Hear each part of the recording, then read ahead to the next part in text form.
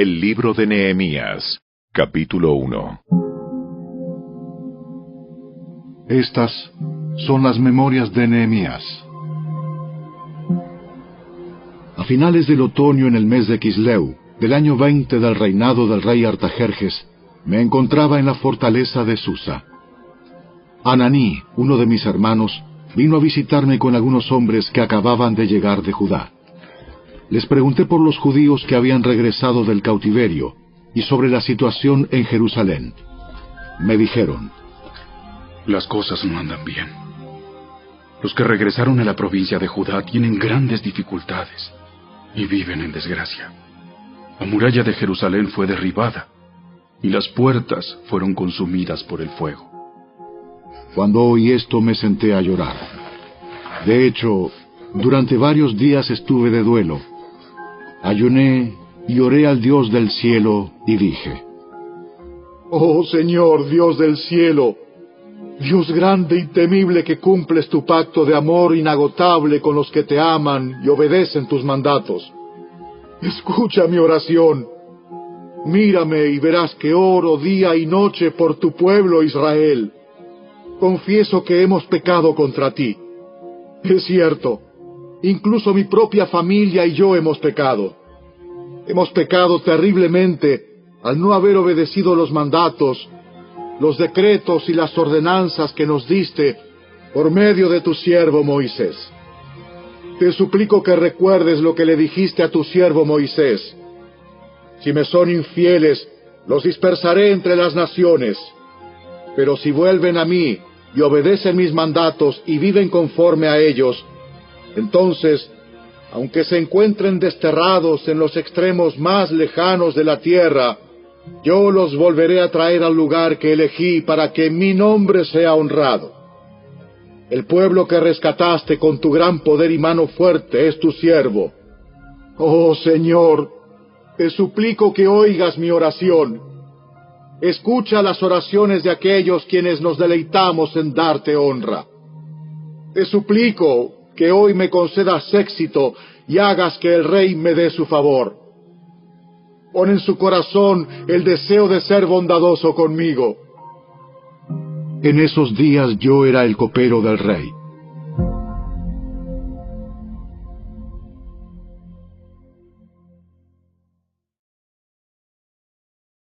Capítulo 2. A comienzos de la siguiente primavera, en el mes de Nisán, durante el año 20 del reinado de Artajerjes, le servía el vino al rey, y como nunca antes había estado triste en su presencia, me preguntó: ¿por qué te ves tan triste? No me parece que estés enfermo. Debes estar profundamente angustiado. Entonces quedé aterrado, pero le contesté: ¡viva el rey para siempre! ¿Cómo no voy a estar triste cuando la ciudad donde están enterrados mis antepasados está en ruinas y sus puertas han sido consumidas por el fuego? El rey preguntó: bueno, ¿cómo te puedo ayudar? Después de orar al Dios del cielo, contesté: si al rey le agrada, y si está contento conmigo, su servidor, envíeme a Judá para reconstruir la ciudad donde están enterrados mis antepasados. El rey, con la reina sentada a su lado, preguntó: ¿cuánto tiempo estarás fuera? ¿Cuándo piensas regresar? Después de decirle cuánto tiempo estaría ausente, el rey accedió a mi petición. Además, le dije al rey: si al rey le agrada, permítame llevar cartas dirigidas a los gobernadores de la provincia al occidente del río Éufrates, indicándoles que me permitan viajar sin peligro por sus territorios de camino a Judá. Además, le ruego que me dé una carta dirigida a Asaf, el encargado del bosque del rey, con instrucciones de suministrarme madera. La necesitaré para hacer vigas para las puertas de la fortaleza del templo, para las murallas de la ciudad y para mi propia casa. Entonces el rey me concedió estas peticiones, porque la bondadosa mano de Dios estaba sobre mí. Cuando llegué ante los gobernadores de la provincia al occidente del río Éufrates, les entregué las cartas del rey. Debo agregar que el rey mandó oficiales del ejército y jinetes para protegerme. Ahora bien, cuando Sanbalat el horonita y Tobías el oficial amonita se enteraron de mi llegada, se molestaron mucho, porque alguien había venido para ayudar al pueblo de Israel. Entonces llegué a Jerusalén. 3 días después, me escabullí durante la noche, llevando conmigo a unos cuantos hombres. No le había dicho a nadie acerca de los planes que Dios había puesto en mi corazón para Jerusalén. No llevamos ningún animal de carga, con excepción del burro en el que yo cabalgaba. Salí por la puerta del valle cuando ya había oscurecido, y pasé por el pozo del Chacal hacia la puerta del estiércol, para inspeccionar las murallas caídas y las puertas quemadas.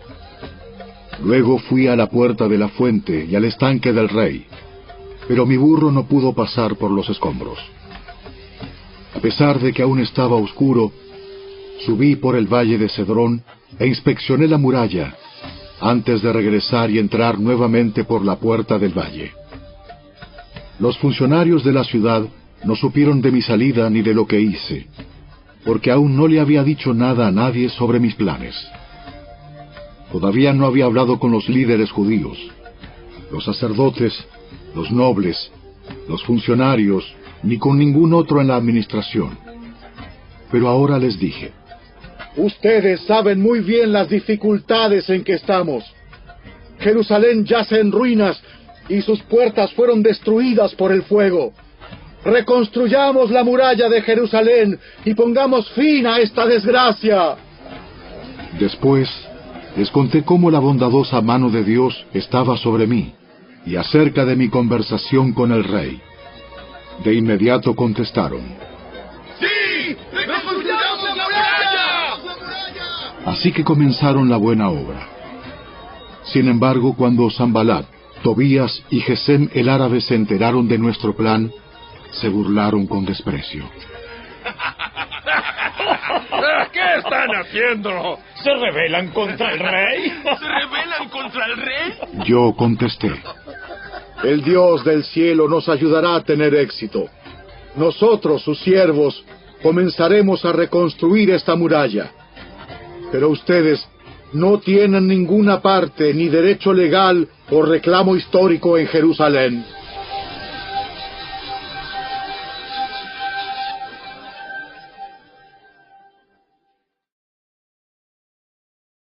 Capítulo 3. Entonces Eliasib, el sumo sacerdote, y los demás sacerdotes comenzaron a reconstruir la puerta de las ovejas. La dedicaron y colocaron las puertas. Levantaron la muralla hasta llegar a la torre de los 100, la cual también dedicaron, y hasta la torre de Ananeel. Trabajaron junto a ellos personas de la ciudad de Jericó, y más allá de ellos estaba Zacur, hijo de Imri. La puerta del pescado la construyeron los hijos de Sená. Colocaron las vigas, levantaron las puertas e instalaron sus cerrojos y barras. Meremot, hijo de Urías y nieto de Cos, reparó la siguiente sección de la muralla. A su lado estaban Mesulam, hijo de Berequías y nieto de Mesesabel, y luego Sadoc, hijo de Baana. Contiguo a ellos estaban los habitantes de Tecoa, aunque sus líderes se negaron a trabajar con los supervisores de la construcción. La puerta de la ciudad antigua la repararon Joiada, hijo de Paseah, y Mesulam, hijo de Besodías. Colocaron las vigas, levantaron las puertas, e instalaron sus cerrojos y barras. Junto a ellos estaban Melatías de Gabaón, Jadón de Meronot, gente de Gabaón y gente de Mispa, el cuartel general del gobernador de la provincia al occidente del río Éufrates. Contiguo a ellos estaba Uziel, hijo de Araía, orfebre de profesión, quien también trabajó en la muralla. Después estaba Ananías, fabricante de perfumes. Omitieron una sección de Jerusalén mientras edificaban el muro ancho. Junto a ellos, en la muralla, estaba Refaías, hijo de Ur, jefe de la mitad del distrito de Jerusalén. Luego Jedaías, hijo de Arumaf, reparó la muralla frente a su propia casa, y junto a él estaba Atús, hijo de Asabnías. Enseguida se encontraban Malquías, hijo de Harim, y Asub, hijo de Pahat Moab, quienes repararon otra sección de la muralla y la torre de los hornos. Salum, hijo de Aloes, y sus hijas repararon la siguiente sección. Él era jefe de la otra mitad del distrito de Jerusalén. La puerta del valle la repararon los habitantes de Zanoa, dirigidos por Anún. Levantaron las puertas e instalaron sus cerrojos y barras. También repararon 460 metros de la muralla hasta la puerta del estiércol. Malquías, hijo de Recab, el jefe del distrito de Bet-Akerem, reparó la puerta del estiércol. La reconstruyó, levantó las puertas e instaló sus cerrojos y barras. La puerta de la fuente la reparó Salum, hijo de Col-Ose, jefe del distrito de Mispa. Él la reedificó, la techó, levantó las puertas e instaló sus cerrojos y barras. Luego reparó la muralla del estanque de Siloé, cerca del jardín del rey, y reconstruyó la muralla hasta las escaleras que descienden de la ciudad de David. Junto a él estaba Nehemías, hijo de Azbuc, jefe de la mitad del distrito de Bet-Sur. Él reconstruyó la muralla desde un lugar frente a las tumbas de la familia de David, hasta el depósito de agua y la casa de los guerreros. Junto a él hizo reparaciones un grupo de levitas que trabajaba bajo la supervisión de Reum, hijo de Bani. Luego estaba Asabías, jefe de la mitad del distrito de Keila, quien supervisaba la construcción de la muralla en nombre de su propio distrito. Próximo a ellos estaban sus compatriotas dirigidos por Binui, hijo de Enadad, jefe de la otra mitad del distrito de Keila. Junto a ellos, Eser, hijo de Jesúa, jefe de Mispa, reparó otra sección de la muralla frente a la subida hacia el arsenal, cerca del ángulo de la muralla. Junto a él estaba Baruc, hijo de Sabai, quien reparó con entusiasmo una sección adicional, desde el ángulo hasta la puerta de la casa de Eliasib, el sumo sacerdote. Meremot, hijo de Urías y nieto de Cos, reconstruyó otra sección de la muralla que se extendía desde la puerta de la casa de Eliasib hasta el otro extremo. Los sacerdotes de la región vecina hicieron las subsiguientes reparaciones.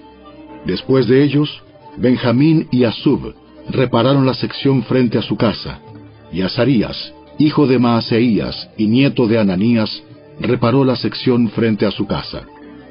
A continuación, Binui, hijo de Enadad, reconstruyó otra sección de la muralla desde la casa de Azarías hasta el ángulo y la esquina. Palal, hijo de Usai, continuó con la tarea desde el punto opuesto al ángulo y la torre que sobresale de la casa superior del rey, al lado del patio de la guardia.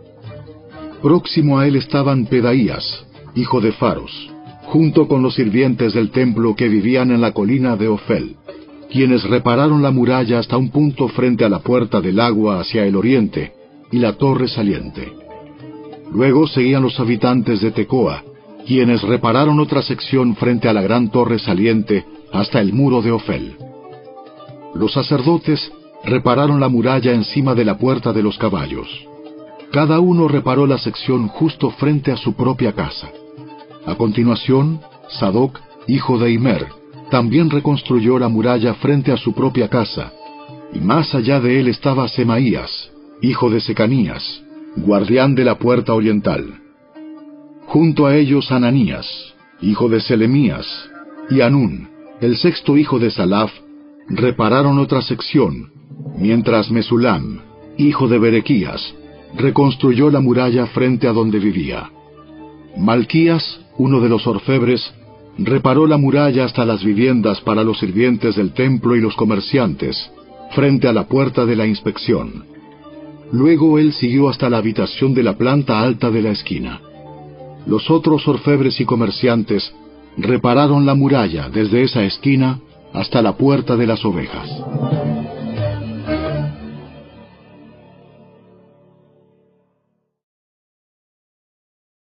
Capítulo 4. Cuando Sanbalat se enteró de que estábamos reconstruyendo la muralla, se enojó muchísimo. Se puso furioso y se burló de los judíos, diciendo ante sus amigos y los oficiales del ejército de Samaria: ¿Qué creen que está haciendo este pobre y debilucho grupo de judíos? ¿Acaso creen que pueden construir la muralla en un día por tan solo ofrecer unos cuantos sacrificios?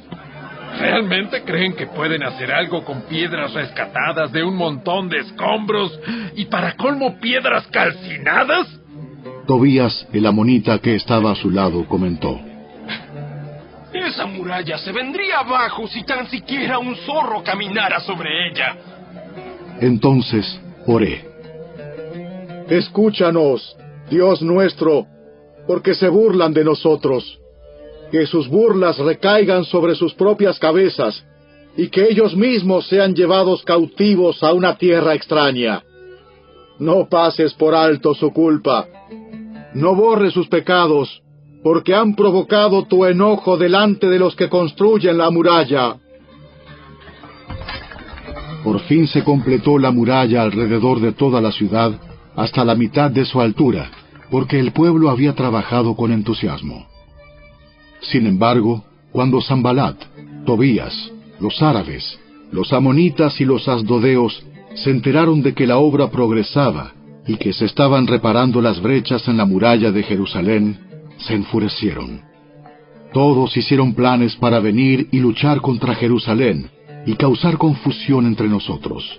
Así que oramos a nuestro Dios y pusimos guardias en la ciudad día y noche para protegernos. Entonces el pueblo de Judá comenzó a quejarse: Los trabajadores se están cansando. Y los escombros que quedan por sacar son demasiados. Jamás podremos construir la muralla por nuestra cuenta. Mientras tanto, nuestros enemigos decían: Antes de que se den cuenta de lo que está pasando, caeremos encima de ellos. Los mataremos y detendremos el trabajo. Los judíos que vivían cerca de los enemigos venían y nos decían una y otra vez: Llegarán de todos lados y nos atacarán. De manera que coloqué guardias armados detrás de las partes más bajas de la muralla, en los lugares más descubiertos. Puse a la gente por familias para que hiciera guardia con espadas, lanzas y arcos. Luego, mientras revisaba la situación, reuní a los nobles y a los demás del pueblo y les dije: No le tengan miedo al enemigo. Recuerden al Señor, quien es grande y glorioso, y luchen por sus hermanos, sus hijos, sus hijas, sus esposas y sus casas. Cuando nuestros enemigos se enteraron de que conocíamos sus planes y que Dios mismo los había frustrado, todos volvimos a nuestro trabajo en la muralla. Sin embargo, de ahí en adelante, solo la mitad de los hombres trabajaba, mientras que la otra mitad hacía guardia con lanzas, escudos, arcos y cotas de malla. Los líderes se colocaron detrás del pueblo de Judá que edificaba la muralla. Los obreros seguían con el trabajo, sosteniendo con una mano la carga y con la otra un arma. Todos los que construían tenían una espada asegurada a su costado. El que tocaba la trompeta quedó conmigo para tocar al arma. Entonces les expliqué a los nobles, a los oficiales y a todo el pueblo lo siguiente: La obra es muy extensa, y nos encontramos muy separados unos de otros a lo largo de la muralla. Cuando oigan el sonido de la trompeta, corran hacia el lugar donde ésta suene. Entonces nuestro Dios peleará por nosotros. Trabajábamos desde temprano hasta tarde, desde la salida hasta la puesta del sol, y la mitad de los hombres estaba siempre de guardia. También les dije a todos los que vivían fuera de las murallas que se quedaran en Jerusalén. De esa manera, ellos y sus sirvientes podían colaborar con los turnos de guardia de noche y trabajar durante el día. Durante ese tiempo, ninguno de nosotros, ni yo, ni mis parientes, ni mis sirvientes, ni los guardias que estaban conmigo, nos quitamos la ropa. En todo momento portábamos nuestras armas, incluso cuando íbamos por agua.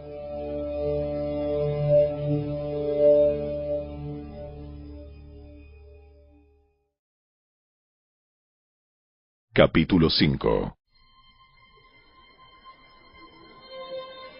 En esos días, algunos de los hombres y sus esposas elevaron una protesta contra sus hermanos judíos. Decían: nuestras familias son tan numerosas que necesitamos más comida para sobrevivir. Otros decían: hemos hipotecado nuestros campos, viñedos y casas para conseguir comida durante el hambre. Otros más decían: para poder pagar los impuestos, tuvimos que pedir dinero prestado dando nuestros campos y viñedos como garantía. Pertenecemos a la misma familia de los que son ricos, y nuestros hijos son iguales a los de ellos. Sin embargo, tenemos que vender nuestros hijos como esclavos solo para conseguir lo necesario para vivir. Ya hemos vendido a algunas de nuestras hijas, y no hay nada que podamos hacer, porque nuestros campos y viñedos ya están hipotecados a otros. Cuando oí sus quejas, me enojé muchísimo.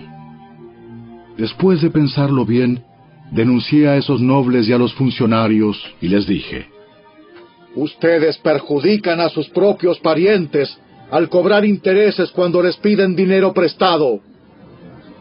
Entonces convoqué a una reunión pública para tratar el problema. En la reunión les dije: estamos haciendo todo lo posible para rescatar a nuestros parientes judíos que han tenido que venderse a extranjeros paganos, pero ahora son ustedes los que los someten a esclavitud.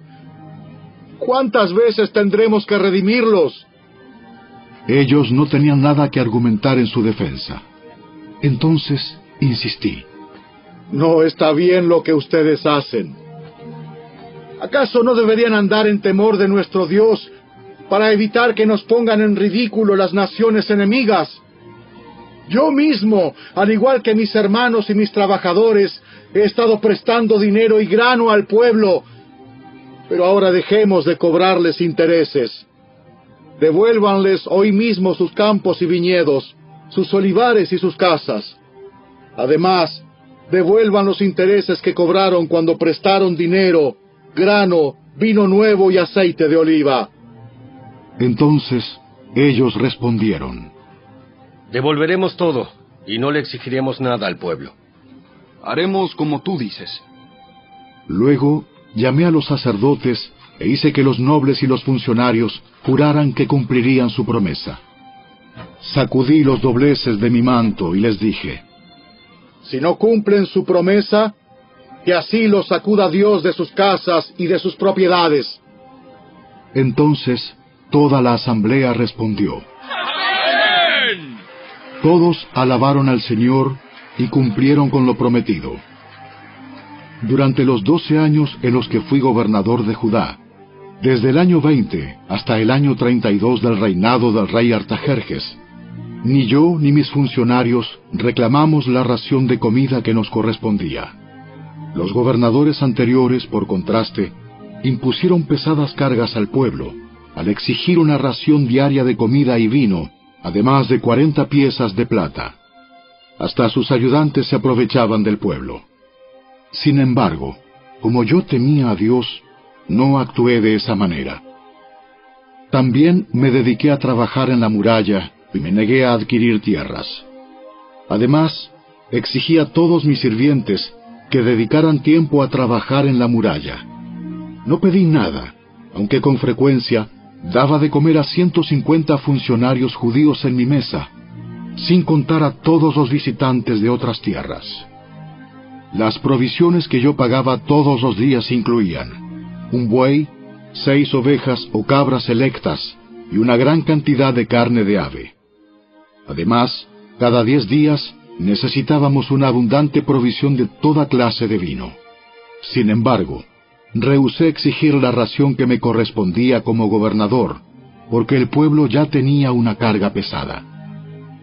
Oh Dios mío, acuérdate de todo lo que he hecho por este pueblo y bendíceme.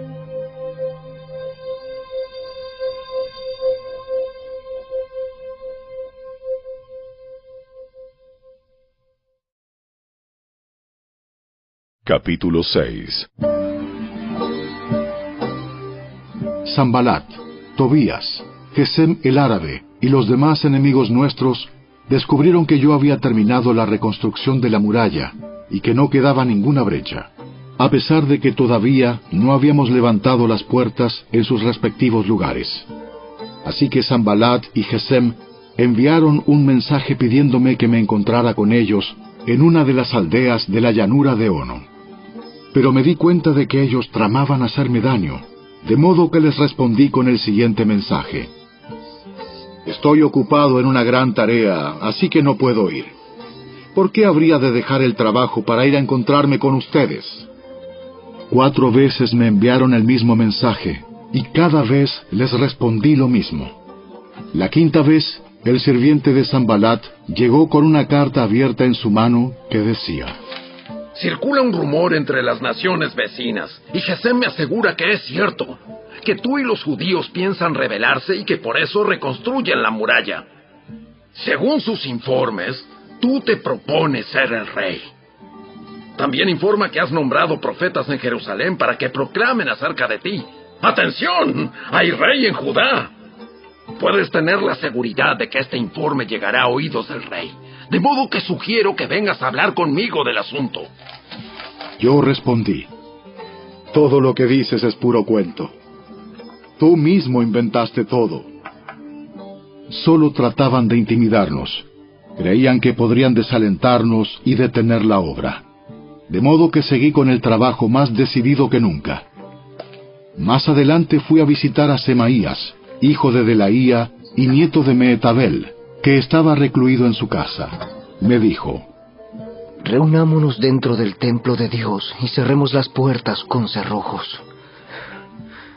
Tus enemigos vienen a matarte esta noche.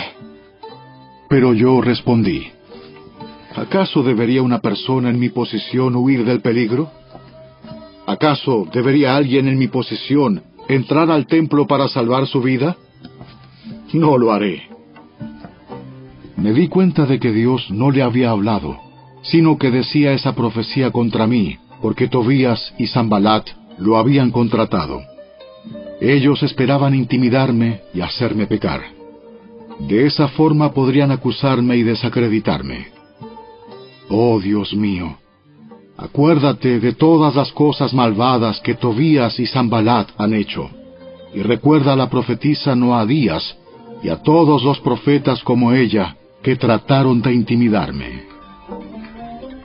Así que el 2 de octubre, a los 52 días después de comenzar la obra, se terminó la muralla. Cuando se enteraron nuestros enemigos y las naciones vecinas, se sintieron aterrorizados y humillados. Se dieron cuenta de que esta obra se había realizado con la ayuda de nuestro Dios. Durante esos 52 días, circularon muchas cartas entre Tobías y los nobles de Judá, pues muchos en Judá le habían jurado lealtad, porque su suegro era Secanías, hijo de Ara, y Johanán, su hijo, estaba casado con la hija de Mesulam, hijo de Berequías. Constantemente ellos me hablaban de las buenas acciones de Tobías, y luego le contaban todo lo que yo decía. Por su parte, Tobías no dejaba de enviarme cartas amenazadoras a fin de intimidarme.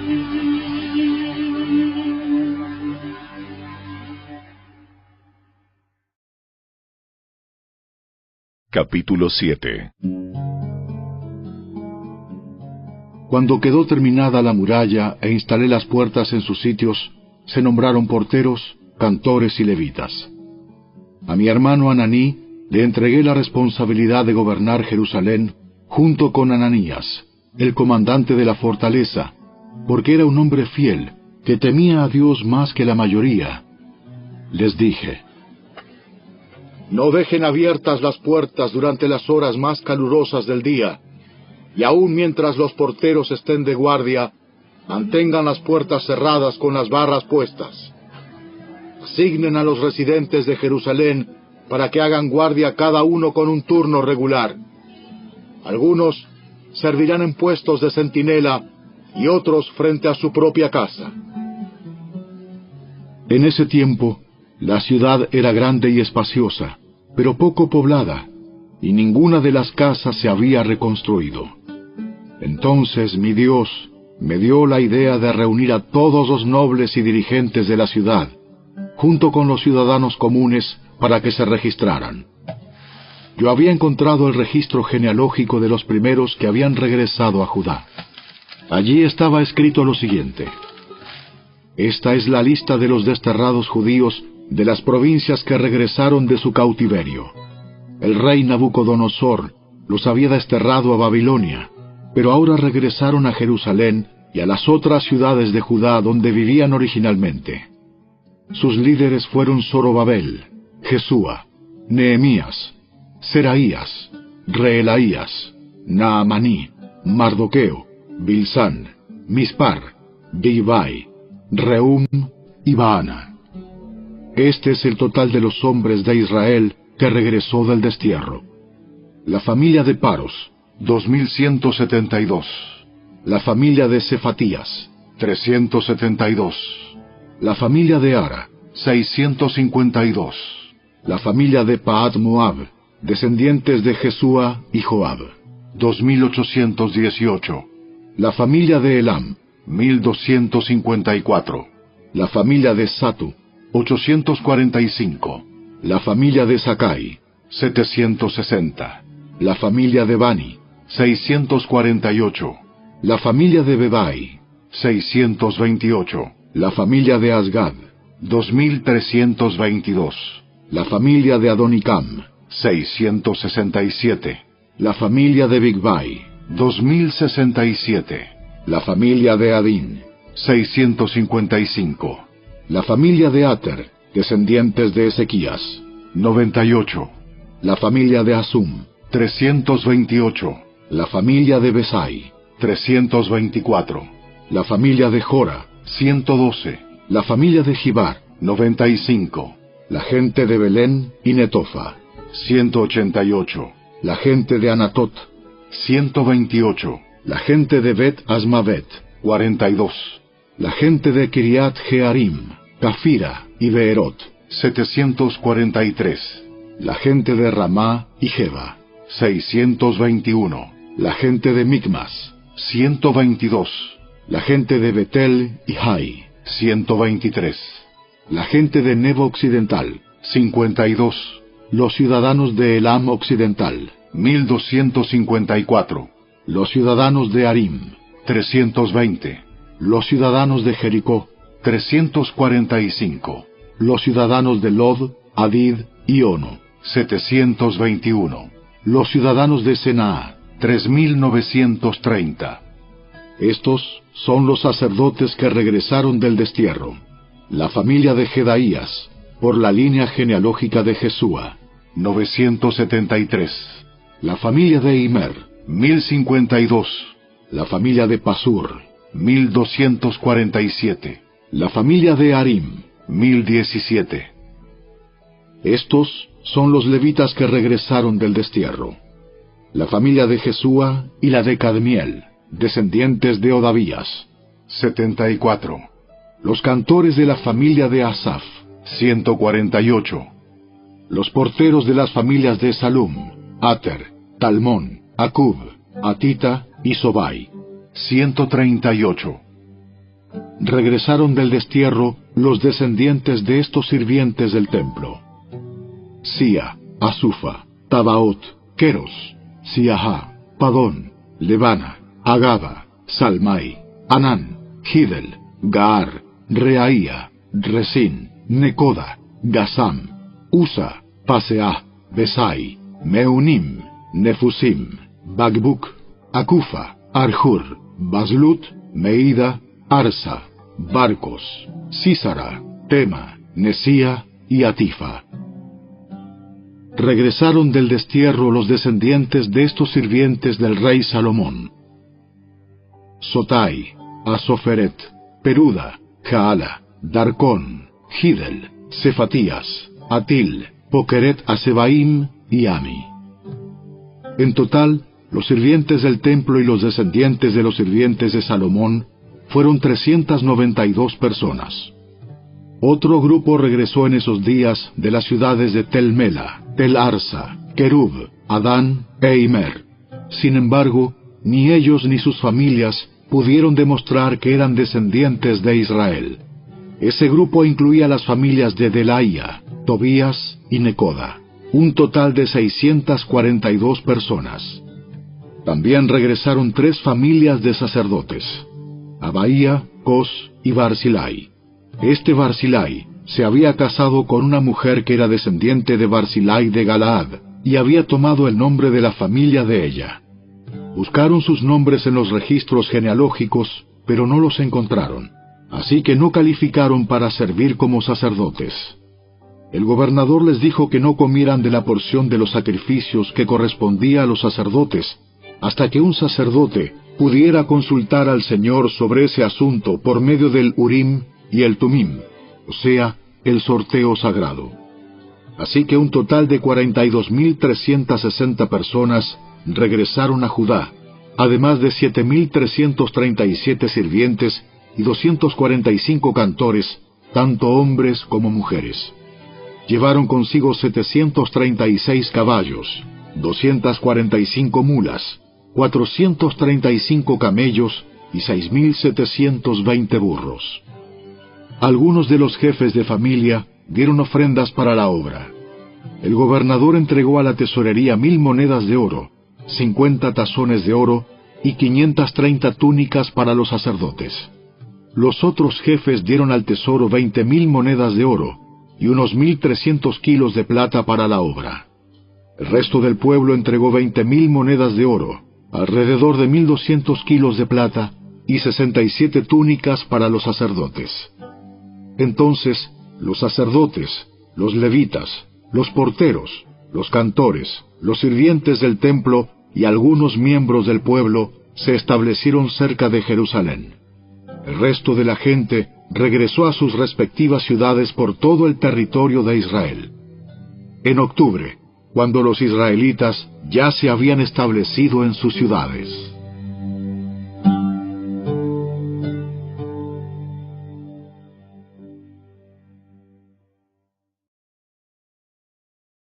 Capítulo 8. Todo el pueblo se reunió con un mismo propósito en la plaza, justo detrás de la puerta del agua. Le pidieron al escriba Esdras que sacara el libro de la ley de Moisés, la cual el Señor había dado a Israel para que la obedeciera. Así que el 8 de octubre, el sacerdote Esdras llevó el libro de la ley ante la asamblea, que incluía a los hombres y a las mujeres y a todos los niños con edad suficiente para entender. Se puso frente a la plaza, justo dentro de la entrada de la puerta del agua, desde temprano por la mañana hasta el mediodía, y leyó en voz alta a todos los que podían entender. Todo el pueblo escuchó atentamente la lectura del libro de la ley. El escriba Esdras estaba de pie sobre una plataforma de madera que se había construido para la ocasión. A su derecha se encontraban Matatías, Sema, Anías, Urías, Hilcías y Maaseías. A su izquierda estaban Pedaías, Misael, Malquías, Asum, Asbadana, Zacarías y Mesulam. Esdras estaba de pie en la plataforma a plena vista de todo el pueblo. Cuando vieron que abría el libro, se pusieron todos de pie. Entonces, Esdras alabó al Señor, el gran Dios, y todo el pueblo con las manos levantadas exclamó: ¡Amén! ¡Amén! Luego se inclinaron, y con el rostro en tierra, adoraron al Señor. Entonces los levitas, Jesúa, Bani, Serebías, Jamín, Acub, Sabetai, Odías, Maaseías, Kelita, Azarías, Josabed, Anán y Pelaías, instruyeron al pueblo en la ley, mientras todos permanecían en sus lugares. Leían del libro de la ley de Dios y explicaban con claridad el significado de lo que se leía. Así ayudaban al pueblo a comprender cada pasaje.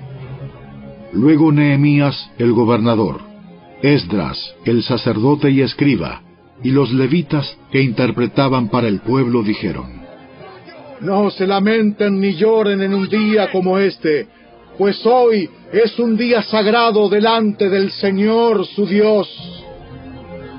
pues todo el pueblo había estado llorando mientras escuchaba las palabras de la ley. Nehemías continuó diciendo: Vayan y festejen con un banquete de deliciosos alimentos y bebidas dulces, y regalen porciones de comida a los que no tienen nada preparado. Este es un día sagrado delante de nuestro Señor. No se desalienten ni entristezcan, porque el gozo del Señor es su fuerza. También los levitas clamaban al pueblo y decían: ¡Cállense! ¡No lloren! Pues este es un día sagrado. ¡Un día sagrado! Así que el pueblo se fue a comer y a beber en una gran fiesta, a compartir porciones de la comida y a celebrar con gran alegría, porque habían oído y entendido las palabras de Dios. El 9 de octubre, los jefes de familia de todo el pueblo, junto con los sacerdotes y los levitas, se reunieron con el escriba Esdras para repasar la ley más detalladamente. Mientras estudiaban la ley, descubrieron que el Señor había ordenado, por medio de Moisés, que los israelitas debían vivir en enramadas durante el festival a celebrarse durante ese mes. Él había dicho que debía proclamarse al pueblo en todas sus ciudades y en Jerusalén, que fueran a las colinas a buscar ramas de olivo, olivo silvestre, mirto, palmeras y otros árboles frondosos. Con esas ramas debían construirse enramadas para que habitaran en ellas durante el festival, como está establecido en la ley. Así que el pueblo salió y cortó ramas, y las usó para levantar enramadas en las azoteas de sus casas, en sus patios, en los atrios del templo de Dios, o en las plazas justo detrás de la puerta del agua y de la puerta de Efraín. Entonces todos los que habían regresado del cautiverio vivieron en las enramadas durante el festival, y todos ellos se llenaron de alegría. Los israelitas no habían celebrado de esa forma desde los días de Josué, hijo de Nun. Esdras leyó del libro de la ley de Dios en cada uno de los 7 días del festival. Luego, al 8º día, realizaron una asamblea solemne, tal como lo exigía la ley. Capítulo 9. El 31 de octubre el pueblo volvió a reunirse en asamblea. Esta vez ayunaron, se vistieron de tela áspera y se echaron polvo sobre la cabeza. Los de ascendencia israelita se separaron de todos los extranjeros para confesar sus propios pecados y los pecados de sus antepasados. Permanecieron de pie en el mismo lugar durante 3 horas, mientras se les leía en voz alta el libro de la ley del Señor su Dios. Luego confesaron sus pecados y adoraron al Señor su Dios durante 3 horas más. Los levitas, Jesúa, Bani, Cadmiel, Sebanías, Buni, Serebías, Bani y Kenaní, estuvieron de pie en la escalera de los levitas y clamaron al Señor su Dios en voz alta. Luego los jefes de los levitas, Jesúa, Cadmiel, Bani, Asabnías, Serebías, Odías, Sebanías y Petaías, llamaron al pueblo. ¡Levántense y alaben al Señor su Dios! Porque Él vive desde la eternidad hasta la eternidad. Entonces oraron. Que tu glorioso nombre sea alabado, que sea exaltado por sobre toda bendición y alabanza. Solo tú eres el Señor. Tú hiciste el firmamento, los cielos y todas las estrellas.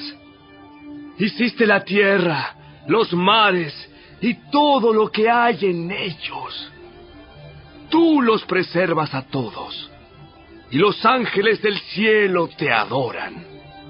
Eres el Señor Dios, quien eligió a Abraham y lo sacó de Ur de los Caldeos y le dio un nuevo nombre, Abraham. Cuando demostró ser fiel, hiciste un pacto con él para darle a él y a sus descendientes la tierra de los cananeos, de los hititas, de los amorreos, de los fereceos, de los jebuseos y de los jerjeseos, y has cumplido lo que prometiste, porque tú siempre eres fiel a tu palabra. Tú viste la miseria de nuestros antepasados en Egipto y escuchaste sus lamentos cuando estaban junto al Mar Rojo. Realizaste señales milagrosas y maravillas contra el faraón, sus funcionarios y su pueblo, porque tú sabías con cuánta arrogancia trataban a nuestros antepasados. Tú tienes una gloriosa reputación que jamás ha sido olvidada. Dividiste el mar para que tu pueblo pudiera cruzarlo por tierra seca. Luego arrojaste a sus perseguidores a las profundidades del mar. Se hundieron como piedras en aguas turbulentas. Guiaste a nuestros antepasados mediante una columna de nube durante el día y una columna de fuego durante la noche para que pudieran encontrar el camino. Bajaste al monte Sinaí y les hablaste desde el cielo. Les diste ordenanzas e instrucciones justas y decretos y mandatos buenos. Les diste instrucciones acerca de tu sagrado día de descanso. Además, por medio de tu siervo Moisés, les ordenaste que obedecieran todos tus mandatos, decretos e instrucciones. Les diste pan del cielo cuando tenían hambre y agua de la roca cuando tenían sed.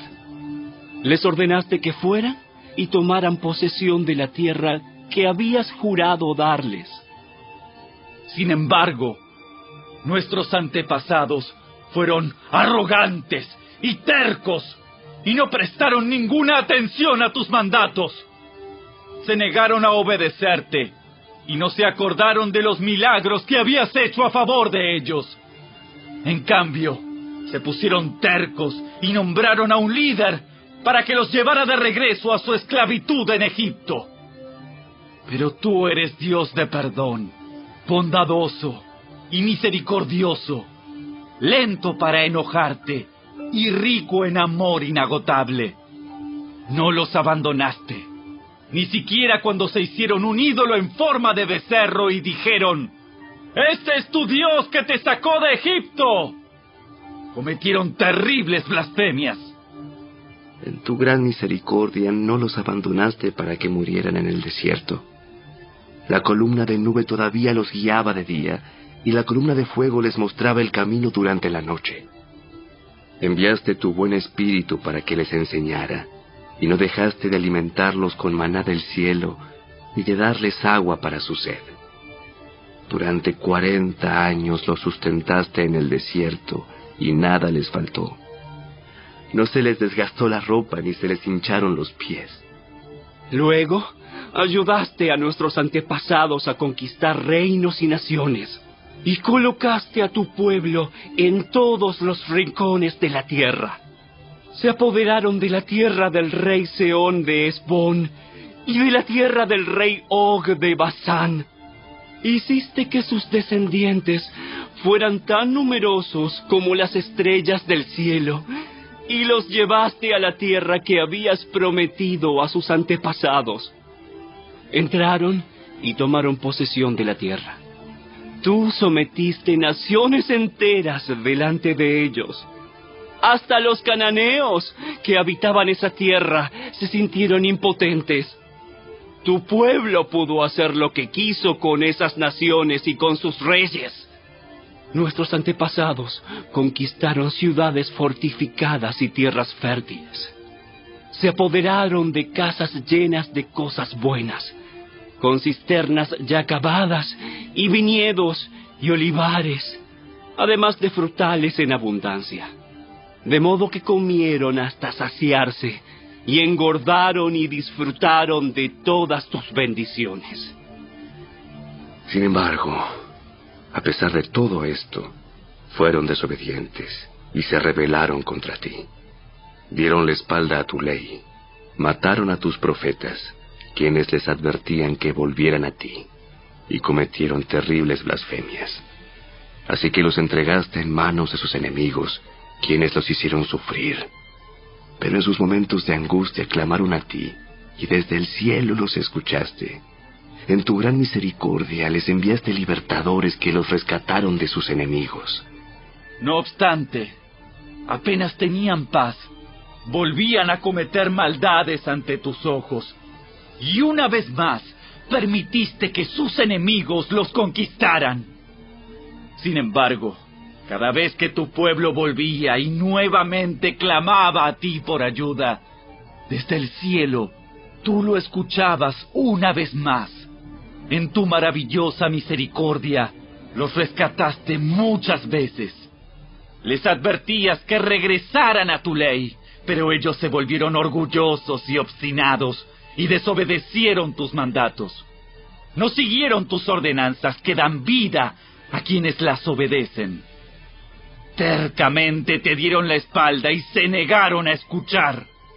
En tu amor, fuiste paciente con ellos durante muchos años.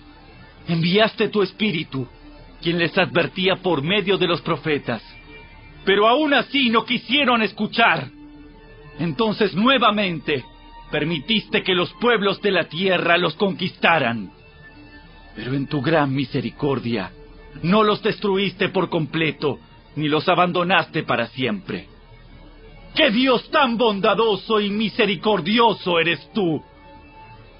Ahora, Dios nuestro, Dios grande, poderoso y temible, que cumple su pacto de amor inagotable, no permitas que todas las privaciones que hemos sufrido te parezcan insignificantes. Grandes dificultades cayeron sobre nosotros. Nuestros reyes, nuestros líderes, nuestros sacerdotes, nuestros profetas y nuestros antepasados, todo tu pueblo, desde los días cuando los reyes de Asiria, por primera vez, nos vencieron hasta el día de hoy. Cada vez que nos castigaste, actuaste con justicia. Hemos pecado grandemente y nos diste solo lo que merecíamos. Nuestros reyes, líderes, sacerdotes y antepasados no obedecieron tu ley ni prestaron atención a las advertencias de tus mandatos y leyes. Aún cuando tenían su propio reino, no te sirvieron, a pesar de que derramaste tu bondad sobre ellos. Les diste un territorio grande y fértil, pero ellos se negaron a abandonar su perversidad. Por eso, hoy somos esclavos en esta tierra de abundancia que diste a nuestros antepasados para que la disfrutaran. Somos esclavos aquí en esta buena tierra. Los abundantes productos agrícolas de esta tierra se amontonan en las manos de los reyes que has puesto sobre nosotros por causa de nuestros pecados. Ellos ejercen su poder sobre nosotros y nuestros animales. Les servimos según su antojo y pasamos por mucho sufrimiento. Entonces el pueblo respondió: En vista de todo esto, hacemos una promesa solemne y la ponemos por escrito. En este documento sellado están los nombres de nuestros líderes, levitas y sacerdotes.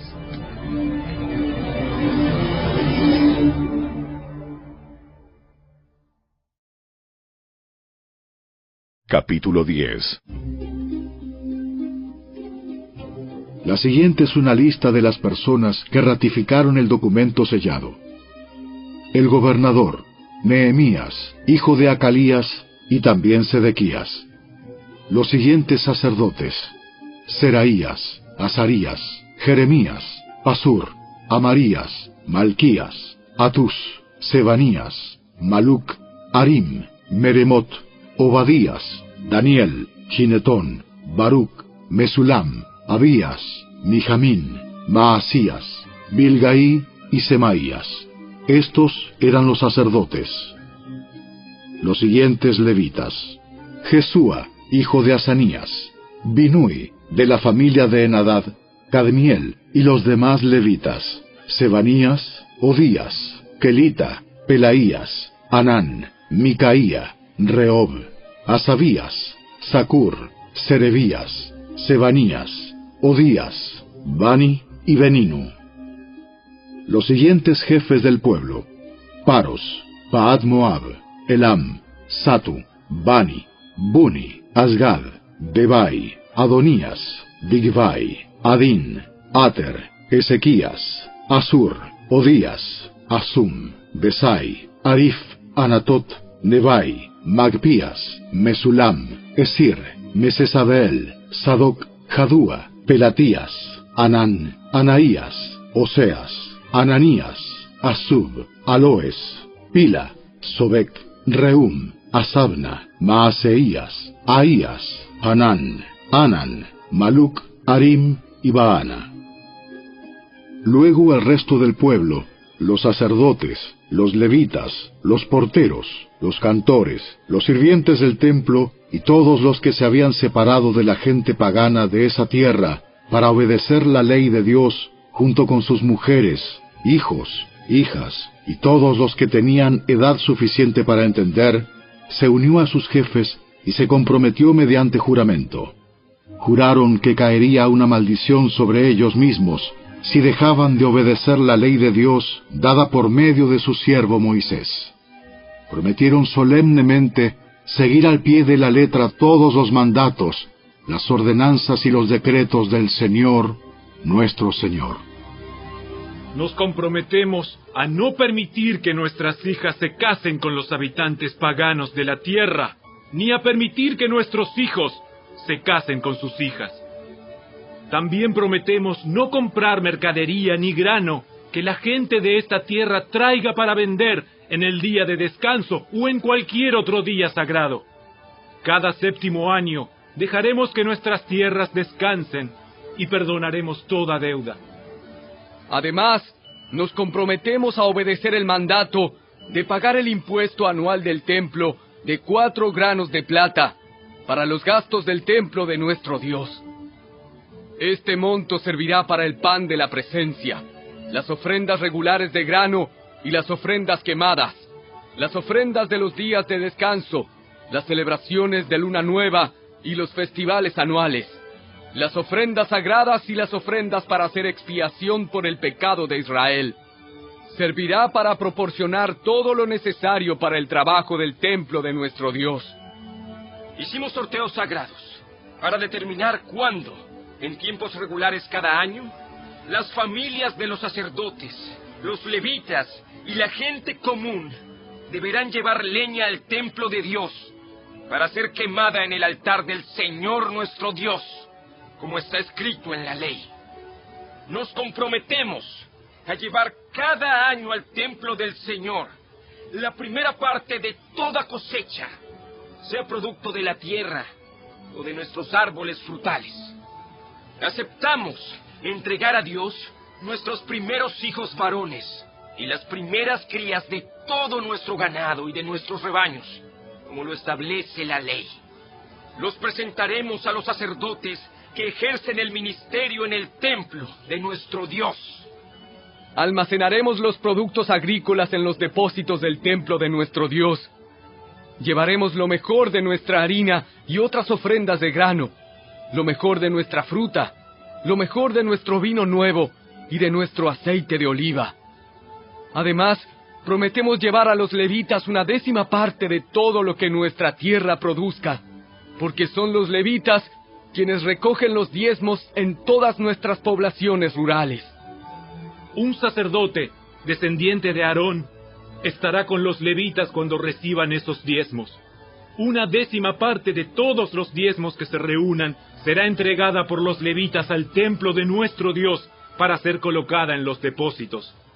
El pueblo y los levitas tienen que trasladar estas ofrendas de grano, de vino nuevo y de aceite de oliva a los depósitos y colocarlas en recipientes sagrados cerca de los sacerdotes de turno, los porteros y los cantores. Todos nos comprometemos a no descuidar el templo de nuestro Dios.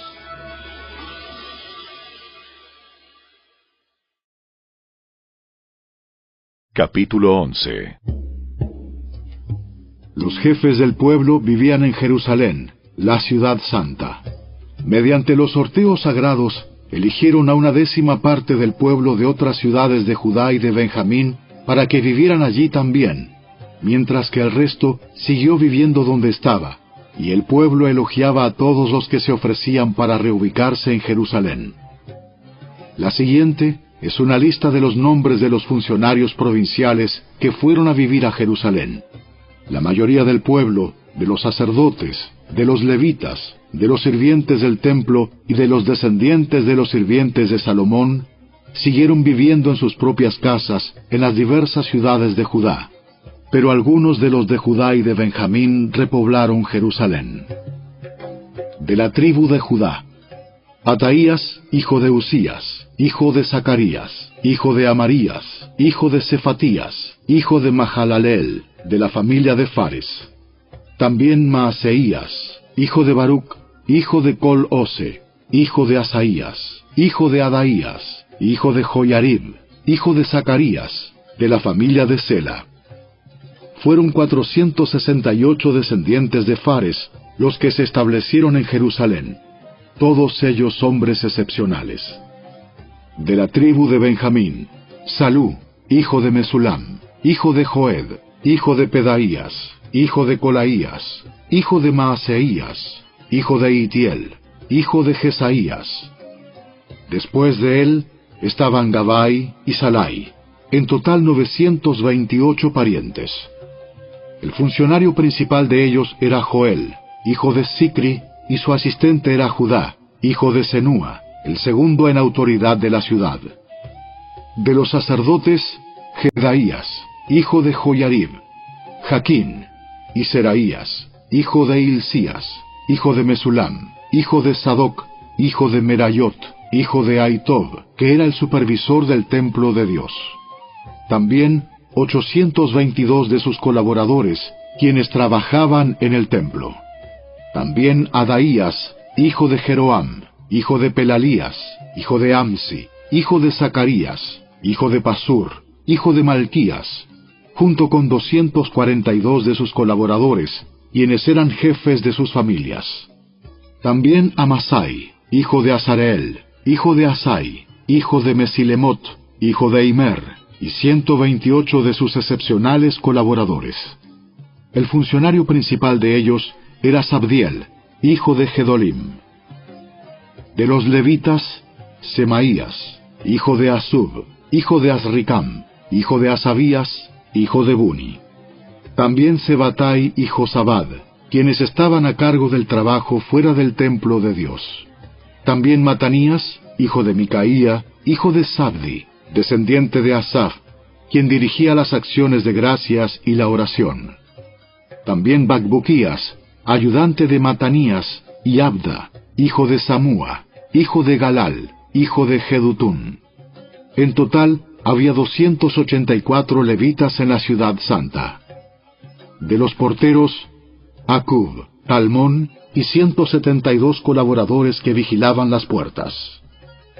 Los demás sacerdotes, levitas e israelitas vivían en las otras ciudades de Judá, donde quiera que se encontrara su herencia familiar. Sin embargo, todos los sirvientes del templo, bajo la dirección de Sia y Gispa, se establecieron en la colina de Ofel. El funcionario principal de los levitas en Jerusalén era Uzi, hijo de Bani, hijo de Asabías, hijo de Matanías, hijo de Micaía, descendiente de Asaf. Los integrantes de la familia de Asaf eran los cantores en el templo de Dios. Las responsabilidades diarias de los cantores se llevaban a cabo según los términos establecidos por un mandato real. Petaías, hijo de Mesesabeel, descendiente de Sera, hijo de Judá, era el consejero real en todos los asuntos de la administración pública. En cuanto a las aldeas vecinas con sus campos abiertos, parte de la gente de Judá vivía en Kiriat Arba y sus asentamientos, en Dibón y sus asentamientos, y en Jecabseel y sus aldeas. También residían en Jesúa, Molada, Bet Pelet, Azar Sual, Berseba y sus asentamientos, Siclag y Mecona y sus asentamientos. También vivían en Enrimón, Sora, Jarmut, Sanoa y Adulam y sus aldeas vecinas. También vivían en Laquis y sus campos aledaños, y en Aseca y sus aldeas cercanas, de manera que el pueblo de Judá vivía desde Beerseba en el sur hasta el valle de Hinnom. Parte de la gente de Benjamín vivía en Geba, Micmas, Ahía y Betel y sus asentamientos. También vivían en Anatot, Nob, Ananías, Azor, Ramá, Gitaim, Adid, Seboim, Nebalat, Lod, Ono y el valle de los artesanos. Algunos de los levitas que residían en Judá fueron enviados a vivir con la tribu de Benjamín.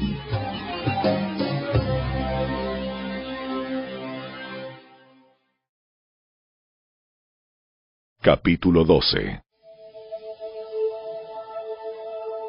La siguiente es una lista de los sacerdotes y los levitas que regresaron con Zorobabel, hijo de Salatiel, y Jesúa, el sumo sacerdote: Seraías, Jeremías, Esdras, Amarías, Maluc, Atus, Secanías, Arim, Meremot, Ido, Ginetón, Abías, Miniamín, Moadías, Bilga, Semaías, Joyarib, Jedaías, Salú, Amoc, Hilcías y Jedaías. Estos eran los jefes de los sacerdotes y sus colaboradores en los días de Jesúa. Los levitas que regresaron con ellos eran Jesúa, Binui, Cadmiel, Serebías, Judá y Matanías, quien junto con sus colaboradores estaba a cargo de las canciones de acción de gracias. Sus colaboradores, Bacbuquías y Uni, se ubicaban frente a ellos durante el servicio. Jesúa, el sumo sacerdote, fue padre de Joyasim. Joyasim fue padre de Eliasib. Eliasib fue padre de Joyada. Joyada fue padre de Joanán. Joanán fue padre de Jadúa. Ahora bien, cuando Joyasim era sumo sacerdote, los jefes de familia de los sacerdotes eran los siguientes: Meraías era jefe de la familia de Seraías. Ananías era jefe de la familia de Jeremías.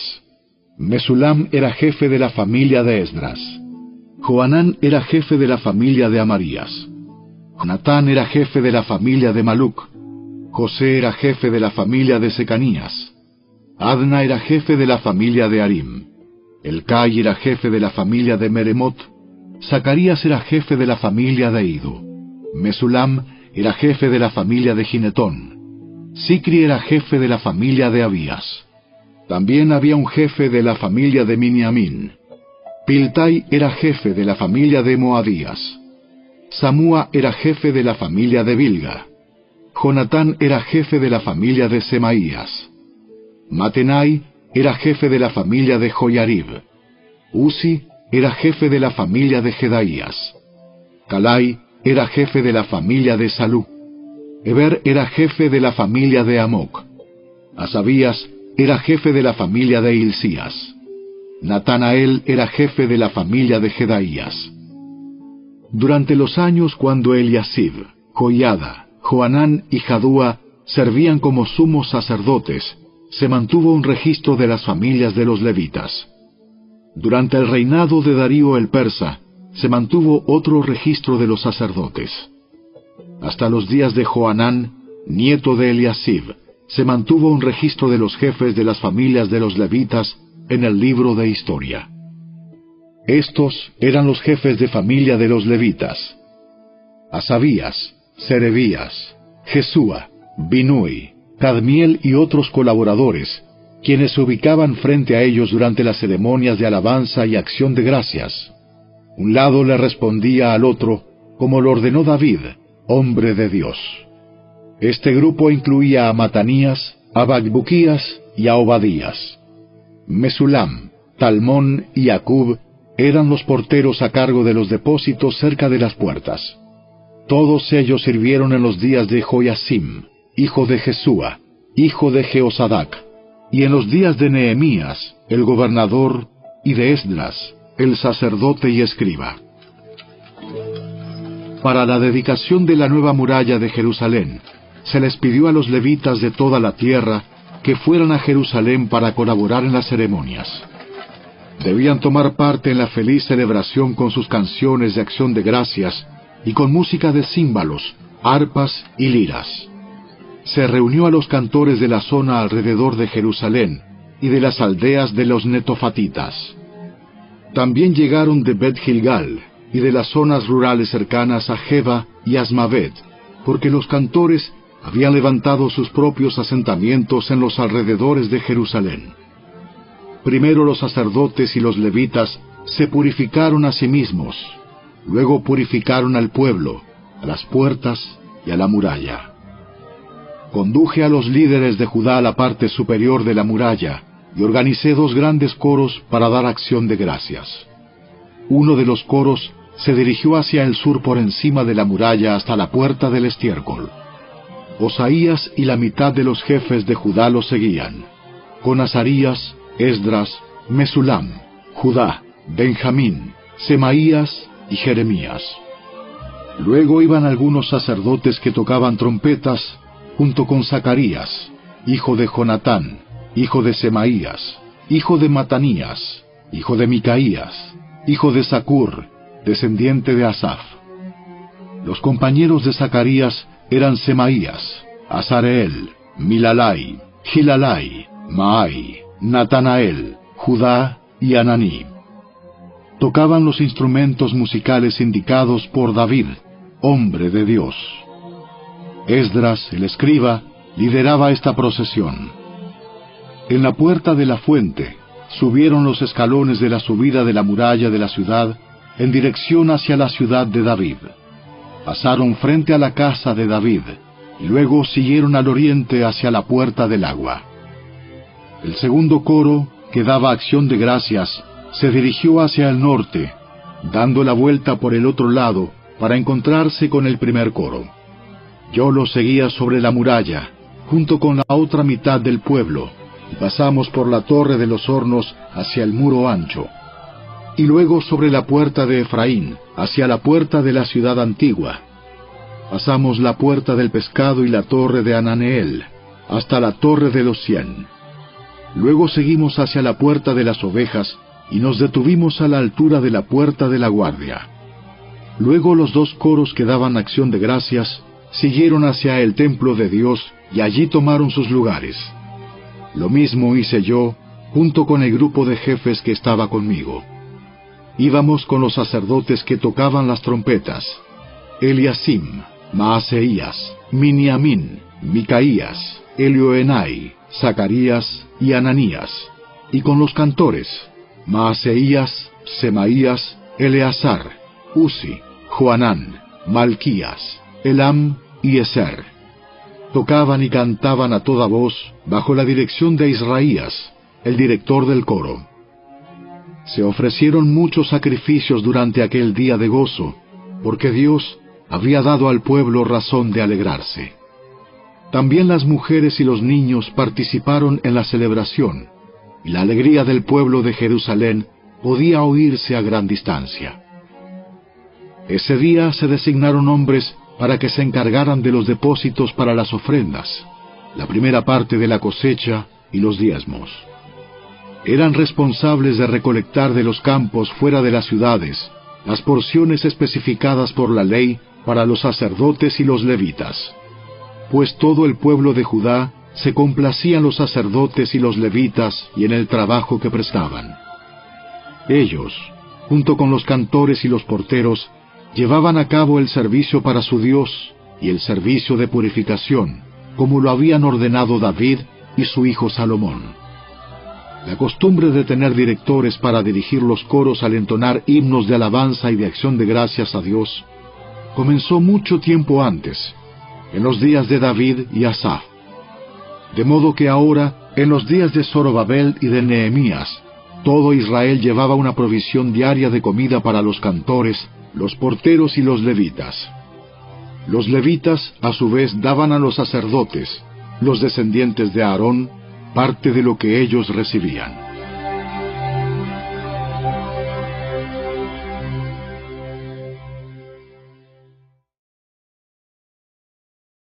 Capítulo 13.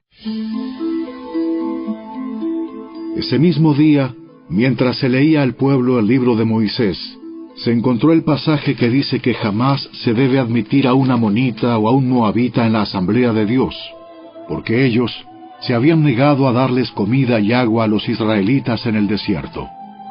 Por el contrario, contrataron a Balaam para que los maldijera, aunque nuestro Dios convirtió la maldición en bendición. Cuando se leyó este pasaje de la ley, inmediatamente se excluyó de la asamblea a todos los que tenían ascendencia extranjera.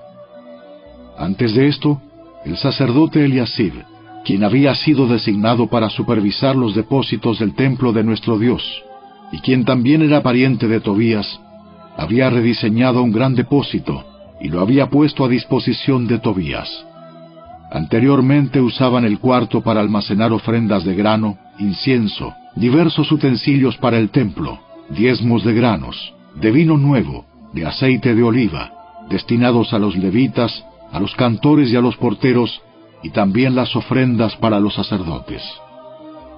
En esa época yo no estaba en Jerusalén, porque había ido a presentarme ante Artajerjes, rey de Babilonia, en el año 32 de su reinado, aunque más tarde le pedí permiso para regresar.